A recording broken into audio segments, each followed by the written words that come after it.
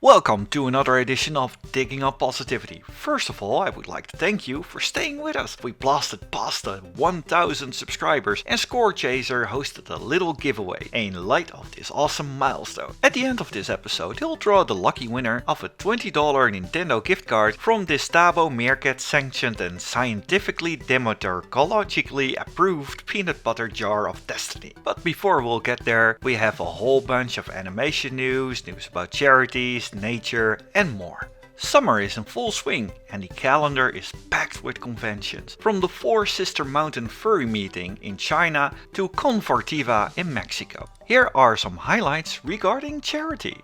First we go to Canada, to CanFURence, where 568 attendees raised $6,809.78 for courageous companions. And at the same weekend in the USA, Denfur managed to raise $15,000 for the Freedom Service Dogs. A week later, Camp Tiny Paws got $2,200 together for Connecticut Humane Society. That same weekend, Megaplex managed to raise $40,000 for CARE. And in Canada, Wild Prai's FurCon raised $911.56 for Craig Street Cats. And this month I was part of the amazing charity team at Eurofurence in Germany. At this moment we're still counting, but I wanted to say that just like last year, it was a blast to put our proverbial paws together for charity. This year's charity was the Foundation Lutriola, and I can't wait to tell you the news once the numbers are known. But for now I wanted to close with a little shout out to Kitwana Lion, who made a video of Fursuiters on Eurofurence 25 interacting with kids. Especially on Saturday, a lot of them dropped by to lose themselves in a world filled with life-size plushies, and of course they all must be hugged.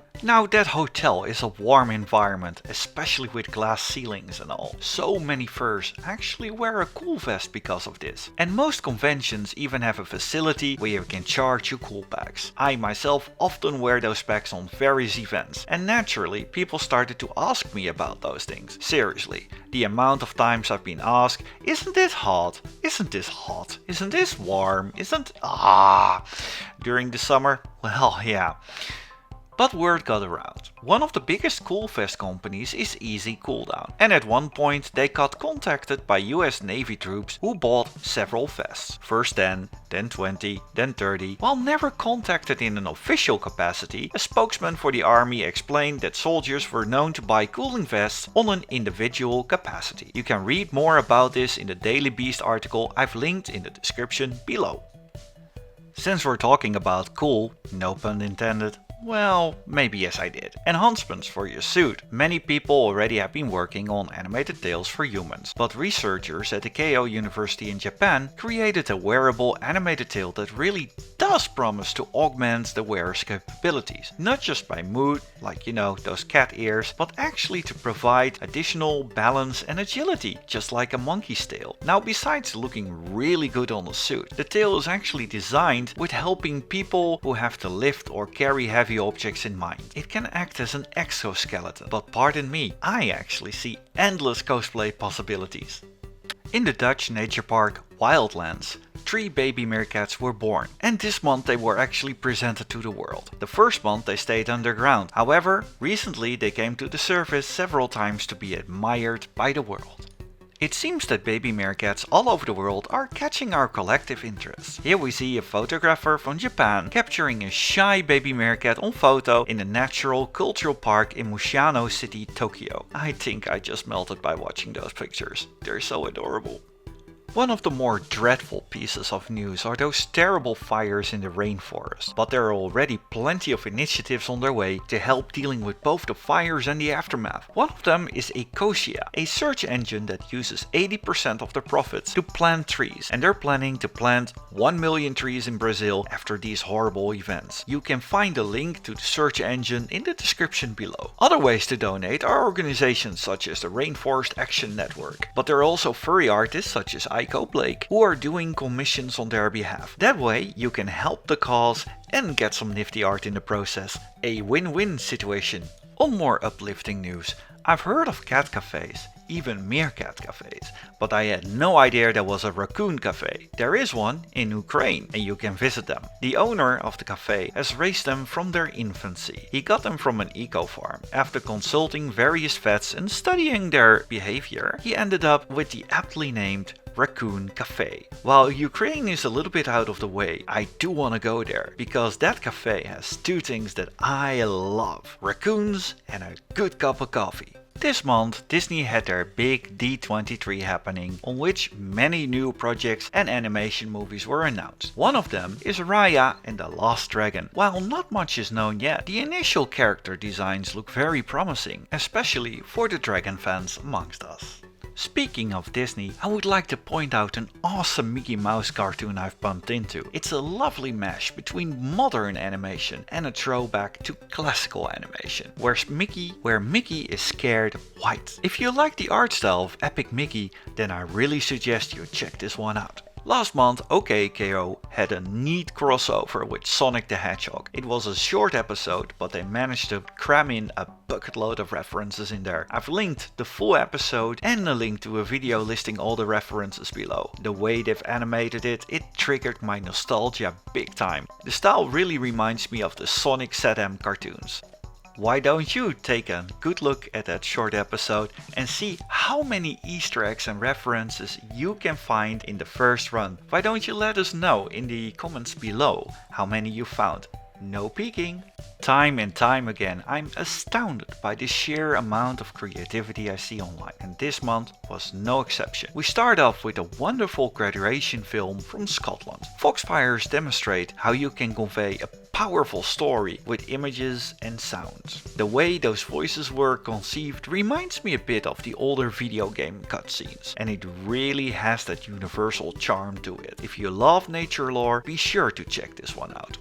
We know a fair bit about velociraptors thanks to Jurassic Park, but how would they really behave? Some say they behave like cats. If that was the case, how would it be to have one as a pet? After seeing this video, I have my doubts about having a pet velociraptor. And I also heard they really like meerkats, with ketchup on the sides and such. So on second thoughts, no. A whole bunch of animators on YouTube decided to join forces and reanimate the song Be Prepared. One of the, in my opinion, best songs from the animated Disney classic The Lion King. Some of the animation is serious, other parts not so much. I had a blast watching it, all those styles mix matching and noticing all the extra references they threw in there. Really awesome stuff. But different animation styles alone are not necessarily needed to create a wholly different atmosphere. A wonderful demonstration of this fact can be seen on the channel Editing is Everything, where they re-edited The Lion King in 7 different genres. As a former post-producer myself, I can really appreciate this one. On the subject of creativity, many of us have played The Sims, where you can create your own family, watch them grow, where you can adjust their house, their jobs, how they behave, and how they swim in a swimming pool where suddenly all the exits disappeared. Or where they wake up one morning in a dark basement with nothing but a bed and an easel and an urge to earn an art degree. But how often have we wondered, or at least I did, what if that human is a fox? Or in my case a meerkat. Well, now that wish has become a reality, the YouTuber Safe State Comic is working on a Furry Mod for The Sims 4. While it's still work in progress, all the things we see so far are looking very good. You can check out more footage on his channel. And now for the ceremonial drawing of the winner of our giveaway, presented by Score Chaser. The stage is yours. Hi everyone, Score Chaser here, and this is going to be awesome. Right now we're going to be doing the $20 Nintendo eShop giveaway. So what we're going to do is we're going to draw a name from the peanut butter jar of destiny. So let's shake this bad boy up.